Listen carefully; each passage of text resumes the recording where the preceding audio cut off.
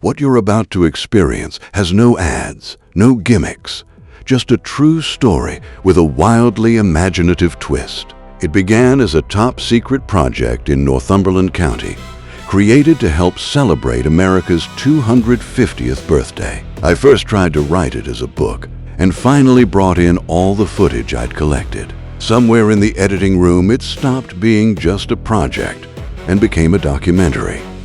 And then something even more unexpected. I laughed my way through making this film, just as I did when I painted the engine that inspired it. Now it's yours to simply watch, enjoy, and get lost in this fantastic celebration of America's 250th anniversary.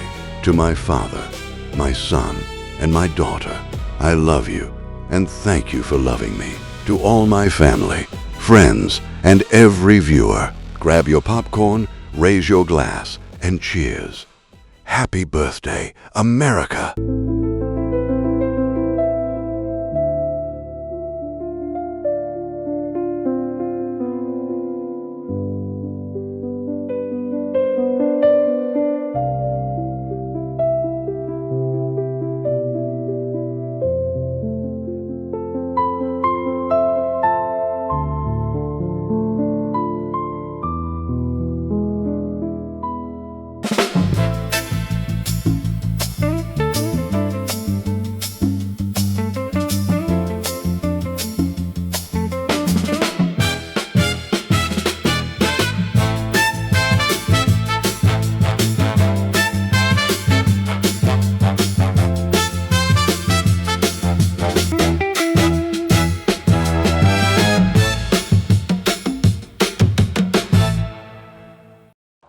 It was, by all accounts, an ordinary day. The kind of day that shouldn't be able to change your life. I was 12 hours and 3 months deep into a 300-foot interpretation of the 10 major Bible stories. I realized I have a voice message from Lonnie Martz explaining something about a railroad company, so I gave her a call. There was a top-secret project they hoped I might be involved in. Top secret, in Northumberland County. What could possibly be so classified about trains in Pennsylvania? So I went. The first person I met was Lonnie Martz from North Shore Railroad, standing there alongside my old high school friend Justin. Before I could really make sense of why I was even in a railroad office, they started talking about a locomotive. Number 2238. It needed to be repainted. Except, as they explained, this wouldn't be a normal paint job. America's 250th anniversary was on its way. Railroad stations across the country would each be submitting a specially designed locomotive to celebrate the semiquincentennial. It's a roaring tribute to the country. Red, white, and blue steel patriotism. They ushered me deeper into the station, introducing me to everyone as if I'd somehow already been hired. Diana, Jeb, Randy, Brian, and one key person who wasn't even there. The resident purist, the man who treated every bolt and rivet as sacred railroad scripture. He, they warned, would need the most convincing of all. As I listened, it probably wasn't going to happen. The ideas sounded huge. The stakes felt bigger, and I was just the guy who'd been painting Bible stories in the rain. They showed me examples of other locomotives that had already been submitted for the anniversary. Immaculate machines painted like moving flags. Deep blues, perfect reds, bright whites, stars neatly arranged, stripes that could slice through sunlight. They were beautiful. They were proudly American. And seeing them only reinforced what I was already thinking. There was no real reason for me being here. Whatever this project was, it would probably die in a meeting long before anyone called me back. Then Lonnie and Justin pulled me toward the locomotive garage. They wanted me to meet 2238. Even then, I still didn't fully understand why I was there. Usually, when I get invited into spaces like this, it's for one reason: art. Not decoration, but something louder. A visual idea that refuses to be ignored. A story painted so boldly it can't be forgotten. That's the only compass I had as we walked toward the massive doors. Right before we stepped through, Lonnie stopped. "That's right," she said, as if just remembering something. "We haven't even shown you our idea for the semiquincentennial." Have you ever had a dream that that you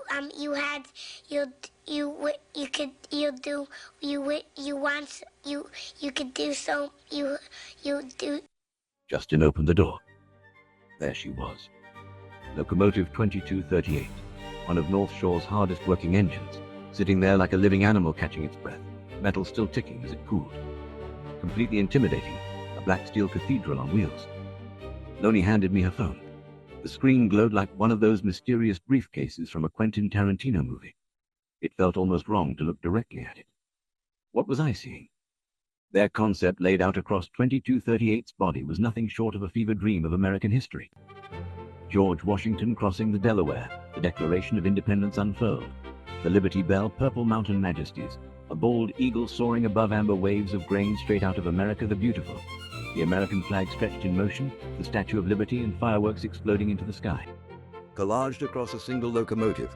Then the details hit me. A crisp white roof, gold railings, exhaust stacks painted to resemble gunpowder and Paul Revere's lantern. This wasn't a paint job. It was an entire 4th of July parade compressed into 60 feet of steel. Lonnie started telling me about 2238 herself. The Black Beauty. Built in 1966 by General Motors Electromotive Division. She had served the Indianapolis Union Railway, Conrail, Norfolk Southern, and finally found her way into the North Shore Railroad fleet. A veteran. A survivor.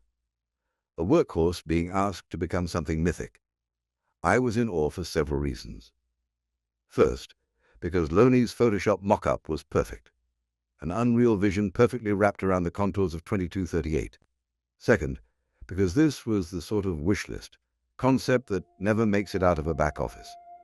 It turns out she and Diana had been daydreaming about it for weeks, tossing ideas back and forth. What is this? A center for ants! The American flag, the Statue of Liberty, George Washington. The Declaration, the Liberty Bell, Purple Mountains. Don't forget those. It was everything all at once in one impossible design. They weren't even sure they were allowed to do it. That, apparently, was where I came in. Lonnie explained that part of the reason this idea might actually work, the reason it might be allowed to exist in the real world at all, was the work I had already been doing in the Northumberland County community, the murals, the public art. The way paint had quietly become a sort of local language.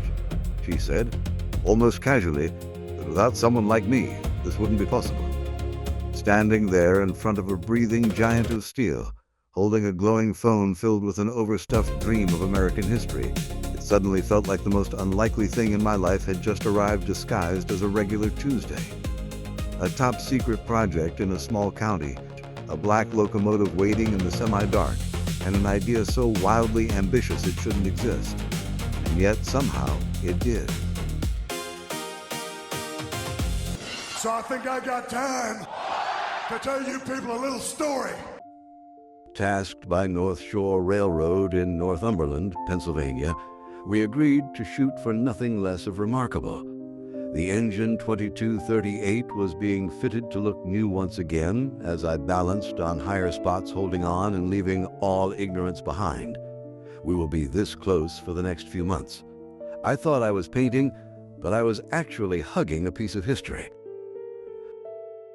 My excitement shoots past anything language can express. But this particular wall left me completely beyond words. For years now, outside the gravity of family, daily life, and normal adult responsibilities, I've been on an almost unconscious hunt for a single thing, the perfect image. Quietly, relentlessly, I've kept circling the same question in my mind. What is the painting everyone will remember? A line somewhere spoken and forgotten from where it originated. I don't know if the quote is real. It doesn't matter. For more than a decade, I hadn't been searching for an answer. I'd been searching for that exact question. I had to hear it delivered before it finally made any sense and brought alive. What is the painting no one will ever forget? An image you will always remember. What is the thing that makes you stop for just one extra second, the tiny pause where your attention suddenly needs to ask questions? What color or collision of colors could do that? What shapes, what figures, what subjects and landscapes, what patterns and strange mediums, all woven together in this one frozen dance. On paper, it sounds absurd. It sounds ridiculously impossible. To create a single painting that refuses to get lost. And yet, that is exactly what I'm going to do. That's when I realized, like, that's kind of unfair, you know, the way they were. Hey, Yeah. listen. Just stop, all right? Please. Every artist is haunted by a single shimmering mirage, the thing. The thing that pays the bills. The thing that opens doors. The thing that certifies your existence, that allows you to say, without flinching, this is why I do what I do.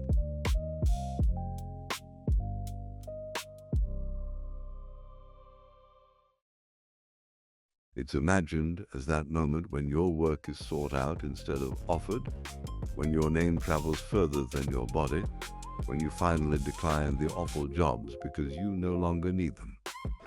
Here is the quieter, less marketable truth. The thing does not exist as a moment. It exists as a habit. It is no more mystical than brushing your teeth every day. It is a practice so stubbornly ordinary that we almost refuse to call it art. We forget that art, at its root, is not a status but a repeated action. Worn into the fabric of your days like waking up, stretching, making coffee. The drama is a lie. The discipline is the only honest part. And discipline is rarely glamorous. Most of the time, while the world orbits its noisy concerns, you sit in a small, unremarkable room, a quiet cave with no echoes. No applause, no chorus of validation, just you, murmuring strange possibilities into your own ear. You tend to an invisible thing so fragile and so unlikely that you almost can't bear to describe it. It feels too unbelievable to sell, too personal to explain. The distance between what you sense and what you can show is nearly unbearable. In that darkness, all the obvious sources of power eventually go out. The fuses blow. The house goes quiet. There is no roaring generator of certainty, no bright grid of guaranteed outcomes. There is only a single small flame, an idea that refuses to leave you alone. It doesn't light the whole city. It doesn't prove anything to anyone. It simply keeps you warm enough not to quit. This stubborn warmth is filed under what the world might call a relentless pursuit of absurdity. Complete You delusion. keep returning to a task that makes no rational promise. Each step forward reveals mostly what you do not know. Knowledge, in this space, is nothing but an ever-expanding outline around your own ignorance. You learn in order to see more clearly how little you understand.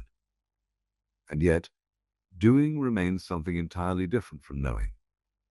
Doing is embarrassingly simple. What would the hero do? It does not require permission, prestige, or an audience. All of the towering language about purpose, career, legacy, and destiny collapses in front of one small, childlike gesture. You pick up the brush, the pen, the instrument, and you make a mark. In that moment, all the imposing myths are quietly defeated by something disarmingly pure. Not ambition, not strategy. Just the innocent urge to see what happens if you try. The grace of that innocence does what no grant, no gatekeeper, no grand theory of art can do. It makes the work possible right now. And in that gentle, almost naive act of beginning again, you have already done the only thing you and only you do. I have come here to chew bubblegum and kick, and I'm all out of bubblegum. America's Greatest Hits, a short, epic tour through U.S. history with cannons, carvings, and a whole lot of fireworks. History in the United States isn't just tucked away in textbooks. It's carved into mountains, stitched into flags, and launched into the sky in bursts of red, white, and blue. To see how all these pieces fit together, let's time travel from a freezing river in 1776 to the roaring rockets over a 4th of July night. A river, an underdog, and one wild night. Washington crosses the Delaware. Picture this. It's the night of December 25th, 1776. Most people are by the fire, nursing a drink, avoiding frostbite. George Washington? He's standing in an overloaded boat, icy wind slamming his face, crossing the dark, frozen Delaware River with a half-starved army that has been losing for months. The British think the American Revolution is basically over. The Continental Army is cold, exhausted, and running out of men and morale. So Washington gambles everything on a surprise move, an overnight crossing, then a dawn attack on Hessian troops in Trenton, New Jersey. The crossing is brutal. Ice chunks in the river, men shivering, some without proper boots. But they make it. Militarily, it's a modest victory. Psychologically, it's gigantic.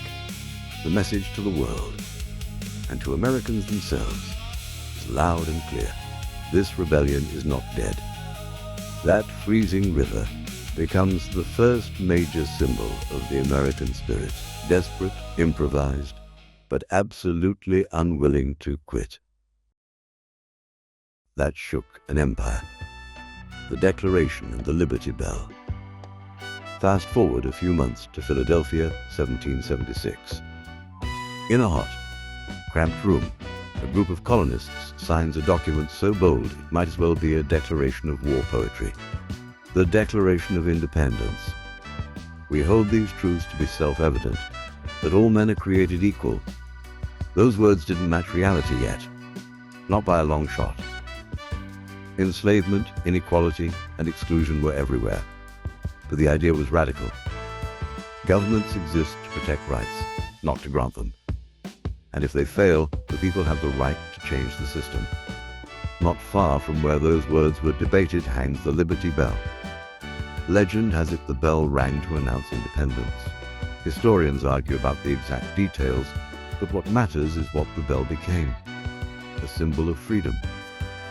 Later, in the 1800s, abolitionists fighting slavery adopted the cracked bell as their emblem.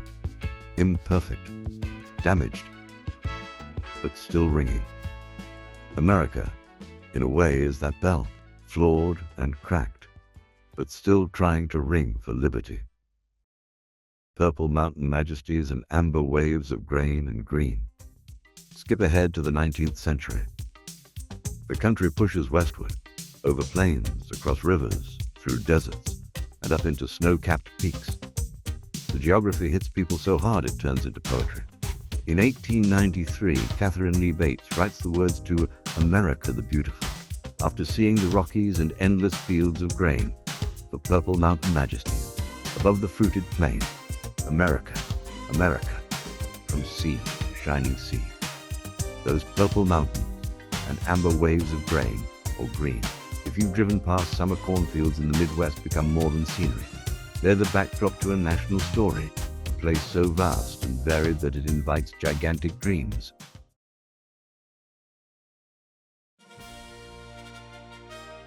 Stitching a nation together, the stars and stripes.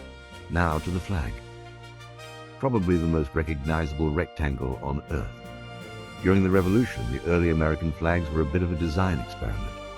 The Grand Union flag in 1775 actually had the British Union Jack in the corner. Awkward, right? Then, in 1777, Congress passed a resolution that the flag of the United States be 13 stripes, alternate red and white. That the Union be 13 stars, white in a blue field, representing a new constellation. The Betsy Ross story, that she single-handedly designed and sewed the first flag, is legendary and maybe part myth, part truth. What is certain is that many hands and many minds helped shape it. Over time, as new states joined the Union, stars were added. 15, then 20, then 30, until we ended up with the 50 we know today. The flag is basically the country's progress report stitched in cloth. The Statue of Liberty. Jump to New York Harbor, 1886. Immigrant ships glide past a towering copper giant. Lady Liberty, torch raised, crown shining. The Statue of Liberty was a gift from France to the United States, dreamed up by sculptor Frederick Auguste Bartholdi, with the internal structure engineered by none other than Gustav Eiffel, yes, the Eiffel. It was meant to celebrate the 100th anniversary of American independence and the friendship between the two nations, and to honor the shared ideals of liberty and republican government. Over time, though, the statue's meaning deepened. What way would that be? With millions of immigrants arriving at nearby Ellis Island, Lady Liberty became the first American face they saw. Emma Lazarus captured that spirit in her poem. Give me your tired, your poor, your huddled masses yearning to breathe free. She's not just a fancy monument, she's a promise in metal. Whoever you are, if you come here, you might just get a shot at something better. Rocket's red glare. Why fireworks matter so much. Fireworks weren't invented in America. That honor goes to ancient China. But they became core to the U.S. identity almost from the start.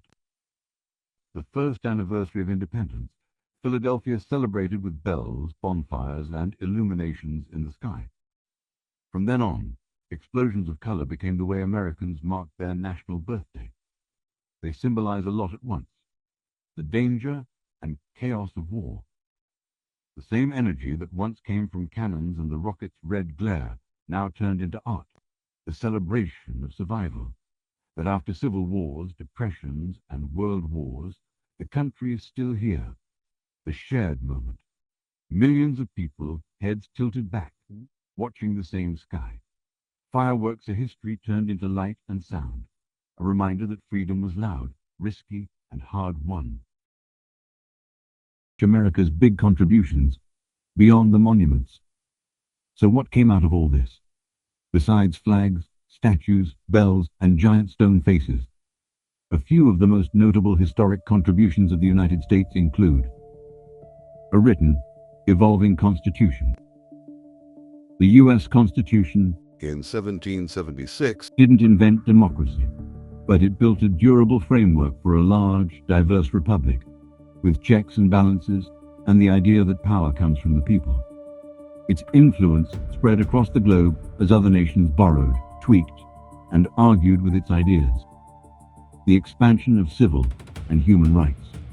The story from slavery to emancipation to Reconstruction to the civil rights movement to ongoing fights for equality is messy and unfinished, but pivotal. Figures like Frederick Douglass, Susan B. Anthony, Martin Luther King Jr., and many others helped push the country closer to its stated ideals. Those words from the Declaration, "All men are created equal," became a measuring stick the people used to challenge their own government. Industrial and technological revolutions, railroads to the assembly line, the light bulb, the airplane, the Wright brothers, and later the microchip and the internet. American innovation reshaped how the world works, travels, and communicates. Jazz, blues, rock, hip-hop, Hollywood films, Comedy. comic books, and Silicon Valley tech all radiated out from the U.S., influencing global culture in ways that are impossible to miss. From the music in your headphones, winning the space race. It proved that humanity could do something previously unthinkable, and it turbocharged science and engineering for generations. From Washington's ice-cold river gamble to fireworks lighting up a July sky, American history is a mashup of daring risks, soaring ideals, glaring contradictions, and some undeniably epic imagery. The Delaware crossing shows the courage to try when losing seems guaranteed. The Declaration and Liberty Bell shout that ideas can be louder than armies. The mountains, fields, and flag remind us this is a land in motion, always adding new stars.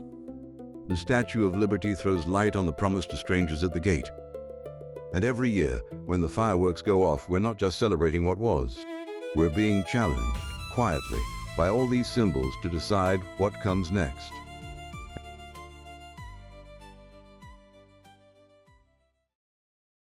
By the time we were nearing the beginning of the end, I was down to the nuts and bolts, literally and figuratively. I was cleaning up details so small they only reveal themselves after you dare to say, "I'm done." So I never said it. I kept the finish line as close as possible, my eye sharper than any critic, refusing to let anything escape. Days blurred into 16 to 20 waking hours of work, and the week before the big reveal I pushed through 3 30-hour stretches. It wasn't optional. It had to be perfect. Perfection, however, does not come cheap. My sense of taste disappeared. Sound dulled to a distant hum.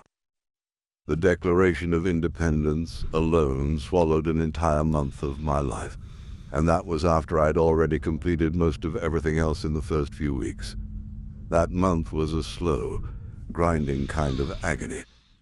The kind where time narrows, choices harden, and you quietly start to wonder if any of this was ever a good idea. I lived in a sandpit of time, a quicksand that thickened the harder I fought. Every engine in me was revving, red-lined, just to squeeze out 3 to 5 usable words an hour. Paragraphs took days. In 2 months and a week, I had officially logged 1,300 hours of work. Only North Shore's security footage could fully testify to the relentless pace I kept. It looked like 3 full-time employees had been compressed into one frail, stubborn body. I wasn't obsessed. Obsession suggests a choice. I was ravaged. In all that time, I took 6 half-days to see my family, and only 2 full days off. And those came only after half-days when I was so physically beaten that rest meant collapsing into my car and sleeping there. By mid-November, one of those nights nearly froze me. Shivering, half-conscious, I stumbled into the lunchroom before dawn.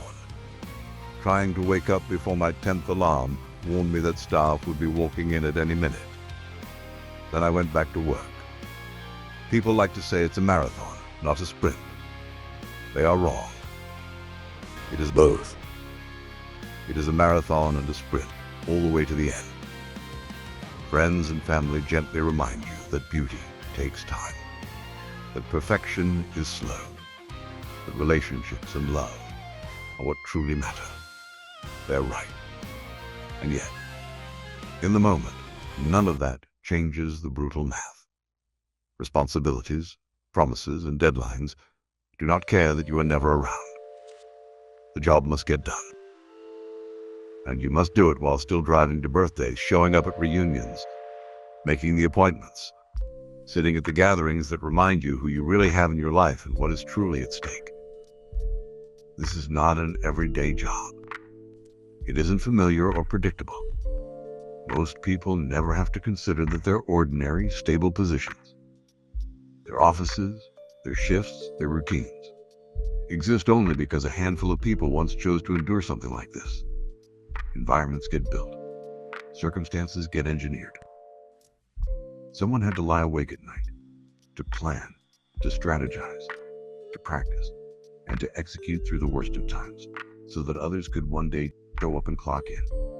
Whoever those people are, they've suffered through enough storms to know what works, and then they've done it again anyway. That's the cost that never appears on a paycheck. It's the invisible toll behind every normal day someone else enjoys. I would rather be with my family and friends at all times. I would rather live a soft, predictable life where preparation is optional and comfort is guaranteed. But a life without preparation is a life waiting for disaster, an unforeseen death by 1,000 preventable surprises. You don't feel the danger until it's too late to fix what could have been so easily avoided if someone, somewhere, had been willing to pay the price in advance. So, no, this isn't a noble sacrifice in the non-romantic sense. It's a toll. A brutal, grinding toll that sooner or later we all pay in one form or another. This kind of work, sleepless, unrelenting, does not just build projects, it forges people. The big day had finally arrived. The reveal.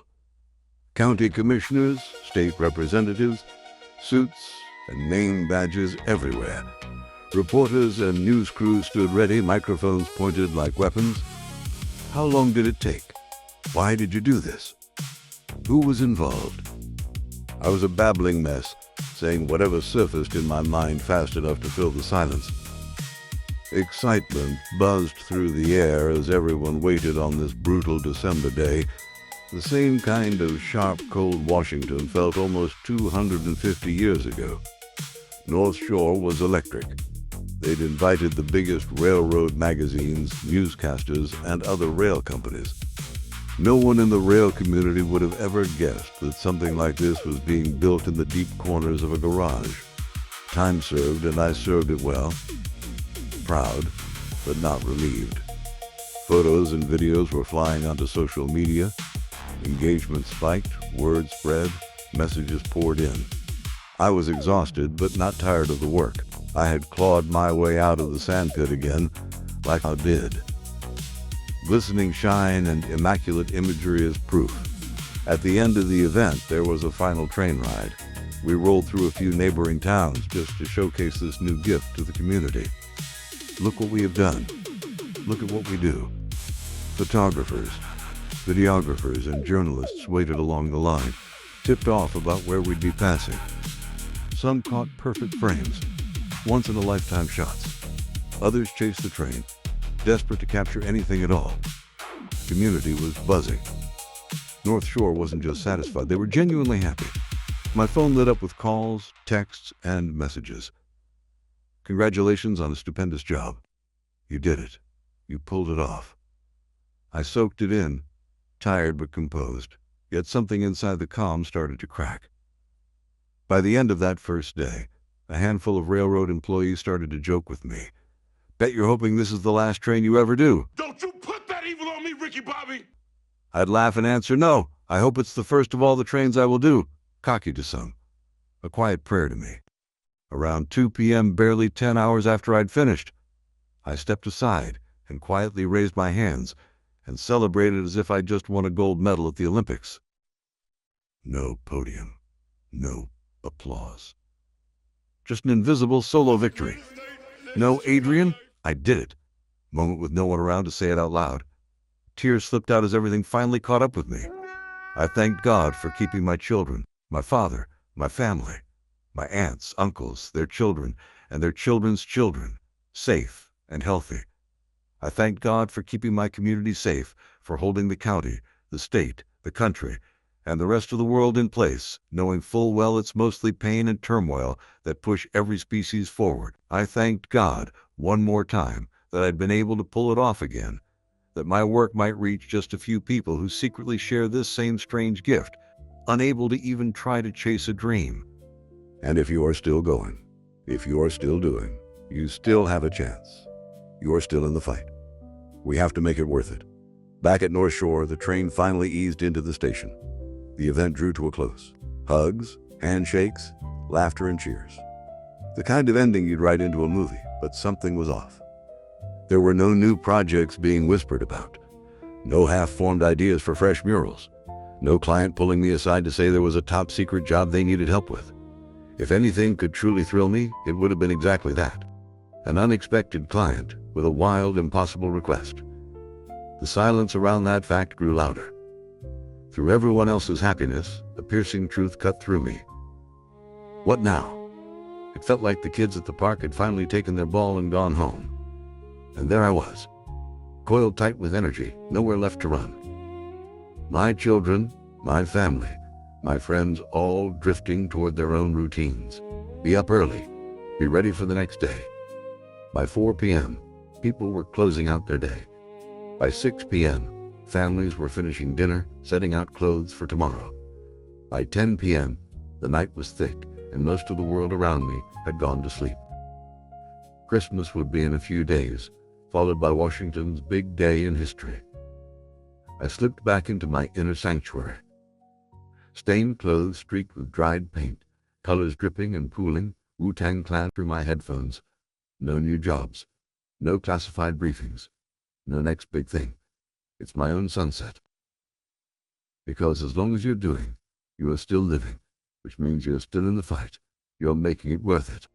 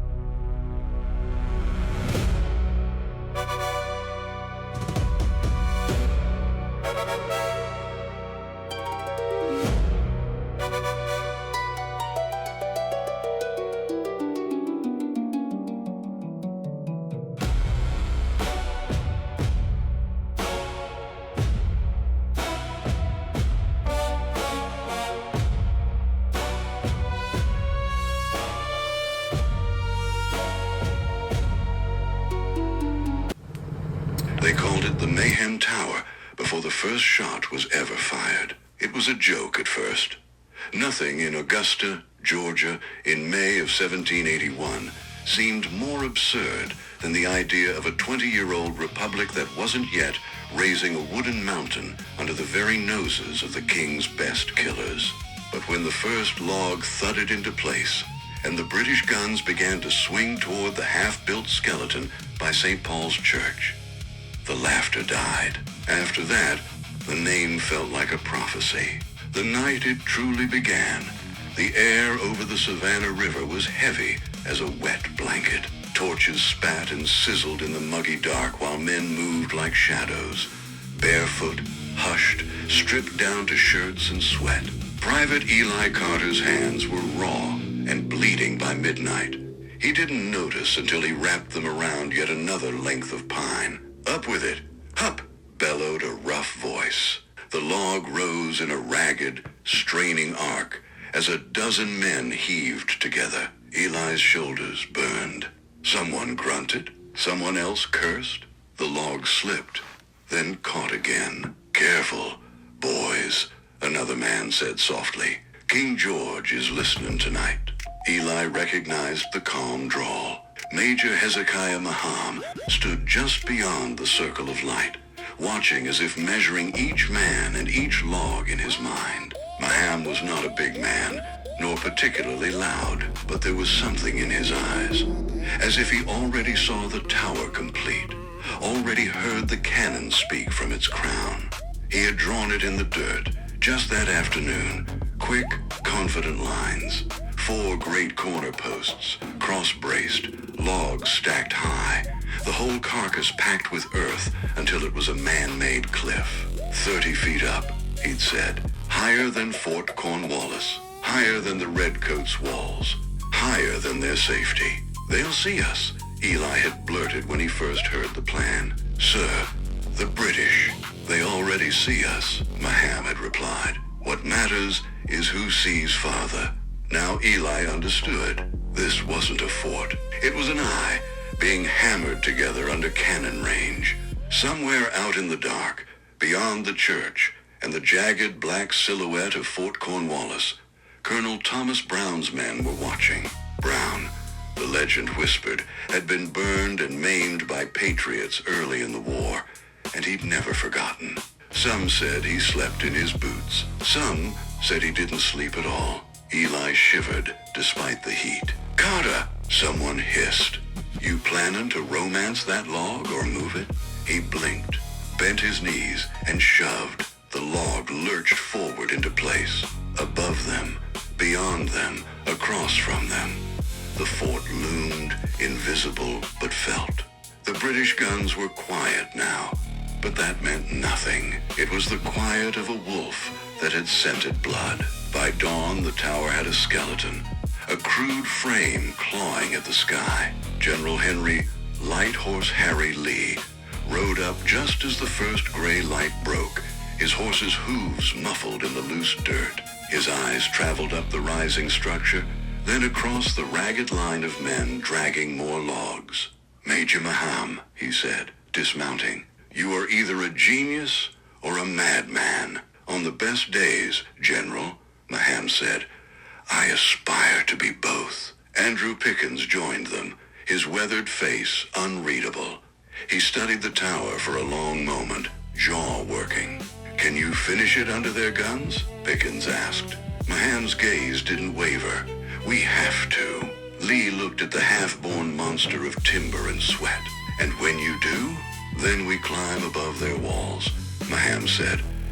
And we look down on His Majesty's fort, the way His Majesty has been looking down on us. Eli heard the words as he staggered past with more men and more logs. He saw something pass between the 3 officers, an electric understanding that this tower was not a mere trick of engineering. It was a dare flung into the teeth of the Empire. Very well, Lee said finally. Finish your madness. We'll keep them busy.